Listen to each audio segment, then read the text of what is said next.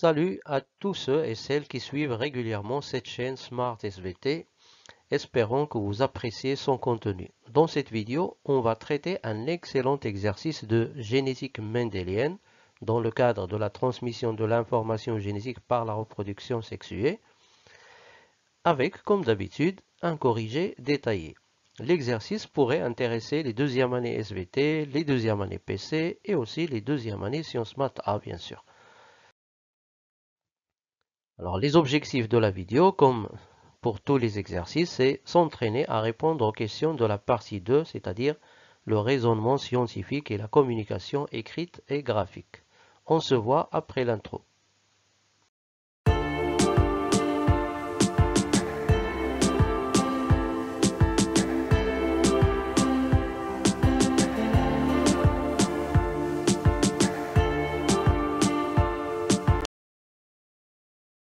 Alors voici l'exercice tout entier. Vous pouvez faire capture d'écran et essayer de répondre aux différentes questions avant de consulter les éléments de réponse. Mais attention, ne sous-estimez pas l'exercice. Il pourrait vous apparaître simple et très court, mais vous allez voir vous-même que c'est un exercice qui mérite d'être travaillé. Bien, lisons ensemble l'énoncé de l'exercice. La détermination de la relation entre les gènes, indépendants ou bien liés, constitue l'un des objectifs de l'étude des lois statistiques de la transmission des caractères héréditaires. Dans le but de déterminer si deux gènes sont liés ou indépendants chez la drosophile, on a réalisé les croisements suivants. Premier croisement, réalisé entre des mâles à yeux blancs et corps noir et des femelles à yeux rouges et corps gris. Il a donné une génération F1, une première génération, composée de mouches toutes à yeux rouges et corps gris. Que pouvez-vous déduire de l'analyse des résultats de ce croisement? Donc il faut déduire et il faut analyser. Donc il faut exploiter les résultats du croisement. Alors normalement c'est un croisement classique, mais dans notre brouillon, il faut traduire les données de l'exercice sous forme de symboles.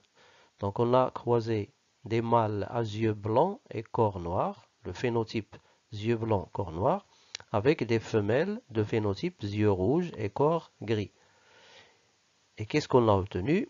Une génération F1, une première génération composée de mouches toutes à yeux rouges et corps gris. De phénotypes yeux rouges et corps gris. Donc qu'est-ce qu'on pourrait déduire de ce croisement? Premièrement, combien de caractères on étudie? Ça, c'est une question que vous devez toujours vous poser dans ce type d'exercice. Donc dans ce cas, on étudie deux caractères héréditaires. La couleur des yeux et en même temps la couleur du corps. Donc il s'agit d'un cas de dihybridisme. Deuxièmement, on constate que F1, la première génération, elle est homogène, ou bien on peut dire elle est uniforme, c'est-à-dire que tous les individus ont le même phénotype. On peut déduire que les parents sont de race pure ou bien de lignée pure. Et donc la première loi de Mendel est vérifiée. Troisième chose, vous voyez que toutes les mouches ont des yeux rouges et un corps gris. Et donc on peut déduire que les allèles responsables de ces deux phénotypes sont dominants. C'est-à-dire l'allèle responsable des yeux rouges est dominant, alors que l'allèle responsable des yeux blancs est récessif. L'allèle responsable du corps gris est dominant et l'allèle responsable du corps noir est récessif. Et donc après ce travail dans le brouillon, je peux maintenant résumer ma réponse sur ma copie comme la réponse à la première question. Premièrement, il s'agit d'un cas de dihybridisme dans lequel on étudie la transmission de deux caractères, la couleur des yeux d'une part et la couleur du corps d'autre part. Et constatez que je représente chaque caractère avec une couleur différente. C'est très utile pour le traitement des exercices de ce chapitre. Deuxième point de mon analyse, la première génération F1 est homogène, on peut dire uniforme, c'est-à-dire toutes les mouches sont de même phénotype. On déduit que les parents sont donc de race pure ou bien de lignée pure, c'est-à-dire homozygotes. Et donc la première loi de Mendel est vérifiée. Troisième point de mon analyse, les drosophiles de la première génération F1 étant toutes à yeux rouges et corps gris, il s'agit donc d'une dominance complète ou dominance totale. C'est-à-dire, l'allèle responsable des yeux rouges, R, et l'allèle responsable du corps gris, G, sont dominants. Et je peux ajouter que l'allèle responsable des yeux blancs est récessif, l'allèle responsable du corps noir est récessif également. Passons au deuxième croisement. On croise des mouches femelles à yeux blancs et corps noir avec des mouches mâles à yeux rouges et corps gris, toutes de race pure, et on obtient une génération F'1 composée de. Alors faites très attention à cette petite phrase, toutes de race pure. Alors, 78 mâles à yeux blancs et corps gris, 81 femelles à yeux rouges et corps gris. Alors, question numéro 2. Les deux gènes étudiés sont-ils liés ou indépendants? Justifiez votre réponse. Troisième question, donnez l'interprétation chromosomique des deux croisements. Et enfin, quatrième question, quels sont les résultats attendus du croisement entre les drosophiles de la F'1 si on croise les 78 mâles avec les 81 femelles de la génération F'1, qu'est-ce qu'on va obtenir comme résultat statistique, c'est-à-dire les phénotypes et leur pourcentage? Alors faites très attention, évitez de tomber dans le piège pour ne pas donner cette fausse réponse que j'entends souvent quand je traite cet exercice avec les élèves. Alors certains élèves, par précipitation, ils ne voient que le 78 et 81. Et ils répondent que le deuxième croisement a donné deux phénotypes avec 50% chacun. Donc 50% chacun, c'est vrai, 78 et 81, c'est à peu près 50%. Et donc ils vont déduire rapidement que les deux gènes sont liés avec linkage absolu, c'est-à-dire il n'y a pas de crossing over. Et là, ils sont tombés dans le piège. Ils ont voulu appliquer cette règle qui dit que si on réalise un croisement test, c'est-à-dire un test cross entre un hybride et un double récessif, et on obtient deux phénotypes parentaux avec un pourcentage de 50% chacun, on peut déduire que les gènes sont liés, c'est-à-dire portés par le même chromosome, et le linkage est absolu, c'est-à-dire il n'y a pas eu de crossing over. Or, notre croisement, le deuxième croisement de l'exercice, n'est pas un croisement test. Ce n'est pas un test cross, parce qu'on a croisé deux parents de race pure, et on l'a dit dans l'énoncé. Deuxièmement, les phénotypes obtenus à la fin de ce croisement sont petit b grand G, c'est-à-dire yeux blancs, corps gris, et grand R grand G, yeux rouges et corps gris. Or, RG, c'est un phénotype parental, mais petit b grand G, ce n'est pas un phénotype parental. Et donc, ces deux arguments montrent qu'on ne peut pas appliquer cette règle. Donc, il faut raisonner autrement. Alors, comment on va répondre à la question? Alors, exploitons le deuxième croisement. On a croisé des femelles à yeux blancs et corps noirs avec des mâles à yeux rouges et corps gris. Et on nous dit dans l'exercice qu'ils sont toutes les deux de race pure. Qu'est-ce qu'on a obtenu? 78 mâles yeux blancs et corps gris et 81 femelles à yeux rouges et corps gris. Donc vous voyez corps gris, mais pour les yeux, on a des yeux blancs chez les mâles et des yeux rouges chez les femelles. Alors petit conseil, essayez toujours quand vous traitez, quand vous analysez les croisements dans votre brouillon, utilisez les symboles, c'est plus simple à analyser. Donc ici, on a les mâles sont petit b grand G et les femelles sont grand R grand G. Vous voyez que les deux ont un corps gris. C'est-à-dire que cette génération, elle est homogène pour la couleur du corps. Alors que les yeux sont différents. Les mâles ont des yeux blancs et les femelles ont des yeux rouges. Donc cette génération n'est pas homogène pour la couleur des yeux.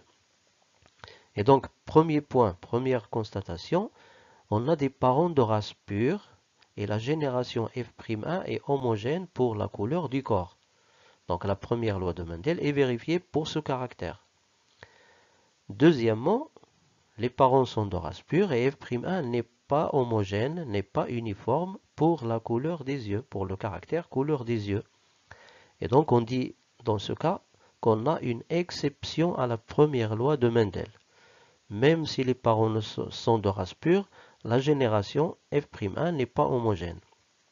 Et donc on peut déduire que le gène responsable de la couleur des yeux est lié au sexe, c'est-à-dire porté par un chromosome sexuel qui est le chromosome X.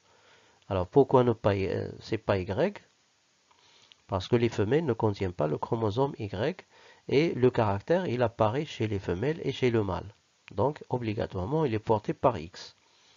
Alors que le gène responsable de la couleur du corps est autosomal, c'est-à-dire porté par un autosome, un chromosome non sexuel. Et donc, le caractère couleur des yeux est porté par le chromosome X, alors que le caractère couleur du corps est porté par un autre chromosome, un autosome. Et par conséquent, les deux gènes sont indépendants. Ils ne sont pas portés par le même chromosome. Voilà, maintenant je peux résumer ma réponse à la deuxième question comme ceci. Alors, dans le deuxième croisement, on croise deux parents de race pure et on obtient une génération F'1 homogène, ou bien uniforme, pour la couleur du corps, ce qui indique que la première loi de Mendel est vérifiée pour ce caractère. Cependant, la génération F'1 n'est pas homogène, c'est-à-dire elle est hétérogène et n'est pas uniforme pour le caractère couleur des yeux, même si les parents sont de race pure. On parle d'exception à la première loi de Mendel. Ceci indique que le gène responsable du caractère couleur des yeux est lié au sexe, c'est-à-dire porté par le chromosome sexuel X, alors que le gène responsable du caractère couleur du corps est autosomal, c'est-à-dire porté par un autosome, un chromosome non sexuel. Et par conséquent, les deux gènes étudiés sont indépendants, c'est-à-dire portés par deux chromosomes différents. Alors, comment on va représenter ce cas dans l'interprétation chromosomique? Alors, passons immédiatement à la réponse à la troisième question avec l'interprétation chromosomique du premier croisement. Alors, vous savez qu'on commence toujours par les phénotypes. Donc, on a croisé des mâles à yeux blancs et corps noir, petit b, petit n, et des femelles à yeux rouges, corps gris, grand R, grand G, de race pure. Ensuite, on passe au génotype. Alors ici, on a un gène qui est porté par un chromosome sexuel X et l'autre gène qui est porté par un autosome. Donc on va noter les mâles X petit b, Y et petit n sur deux autosomes. Et chez la femelle, on a XR, XR et grand G sur deux autosomes.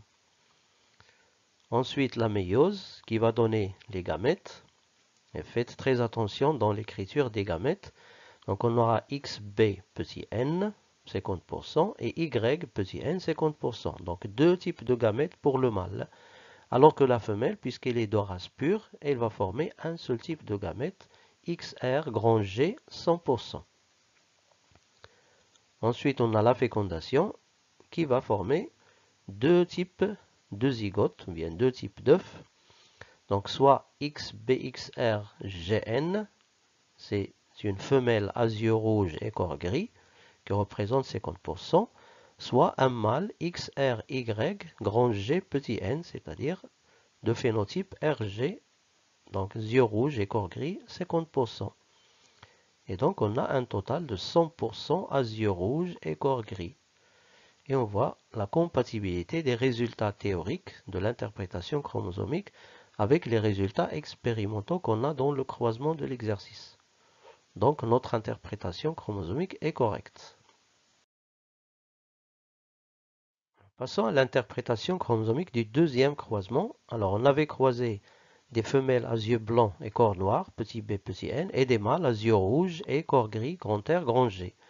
Donc les génotypes vont s'écrire comme ceci. Donc, la femelle XB, XB, NN, le mâle X grand R, Y, grand G, grand G.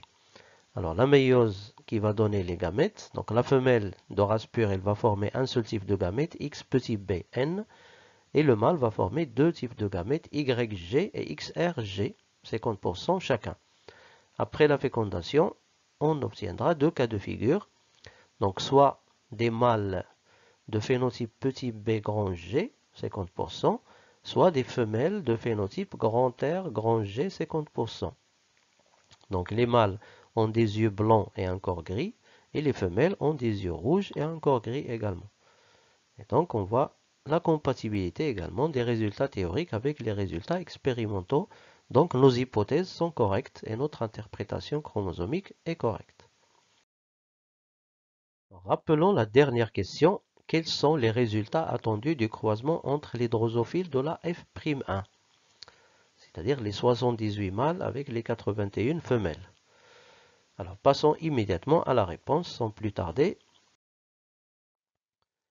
Alors les phénotypes, les mâles étaient à yeux blancs et corps gris, et les femelles étaient à yeux rouges et corps gris.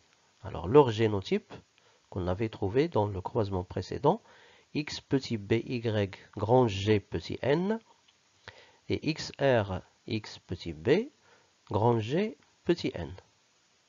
Alors après la méiose, chacun va produire 4 types de gamètes, donc avec 25% chacun. Un quart, un quart, un quart, un quart. La femelle, de même, va produire 4 types de gamètes. Et là, on a exploité le phénomène de brassage interchromosomique. Et après la fécondation, on aura le fameux échiquier de croisement qui contient 16 cases. Voici notre échiquier de croisement géant qui comporte 16 cases, c'est-à-dire 16 œufs ou 16 zygotes différents qui résultent de la fécondation de 4 types de gamètes mâles avec 4 types de gamètes femelles. Remarquez que chaque gamète est représenté à 25%, c'est-à-dire 1 sur 4. Et donc chaque case de votre tableau, elle représente 1 sur 16. Donc votre rôle, c'est de dégager les différents phénotypes et de faire les statistiques. Combien vous avez de chaque phénotype. Vous pouvez faire pause à la vidéo et faire votre compte tranquillement. Alors voici les résultats. On obtient 3 sur 16 femelles à yeux rouges et corps gris, également 3 sur 16 mâles à yeux rouges et corps gris. On obtient 3 sur 16 femelles à yeux blancs et corps gris et 3 sur 16 mâles à yeux blancs et corps gris.